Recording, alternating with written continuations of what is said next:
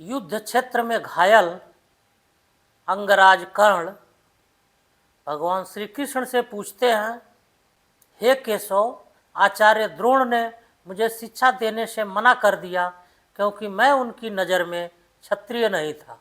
द्रौपदी के स्वयंवर में मुझे अपमानित किया गया कि मैं किसी राज परिवार का हिस्सा नहीं था। मुझे पूरा जीवन अपमान का घुट पीना पड़ा। मेरा क्या अपराध था? ध्यान से सुनिए, भगवान श्री कृष्ण जो जवाब कर्ण को देते हैं उसे सुनने के बाद आपको अपने जीवन की सारी कठिनाइयाँ एकदम तुच्छ लगेंगी। भगवान श्री कृष्ण मुस्कुराते हैं और कहते हैं, हे कुंती पुत्र, मेरा तो जन्म ही कारागार में हुआ था। मेरे जन्म लेते ही मेरी मृत्यु मेरा इंतजार कर रही थी। जिस रात मैं पैदा हुआ उसी रात मुझे अपने माँ बाप से अलग होना पड़ा और जहाँ मैं पहुँचा वहाँ पर सारे काम मुझे ही करने पड़े, गाय चराने से लेकर के गोबर उठाने तक। जब मैं अबोध बालक था तो मुझे कई बार जान से मारने का प्रयास किया गया।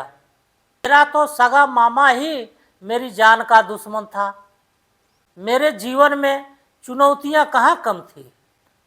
अन्याय मेरे साथ भी जीवन भर होता रहा है। भगवान श्री कृष्ण कर्ण को समझाते हुए कहते हैं, जीवन में आपका अपमान होता है यह महत्वपूर्ण नहीं है।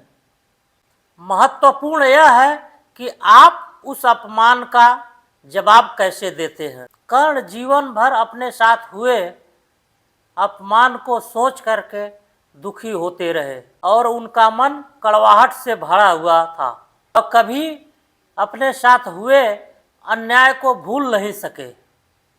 वहीं श्री कृष्ण अपने जीवन के अतीत में हुई घटनाओं को भूल करके आगे की तरफ बढ़ते रहे, ना कि कर्ण की तरह अतीत की घटनाओं को सोच करके दुखी और क्रोधित होते रहे।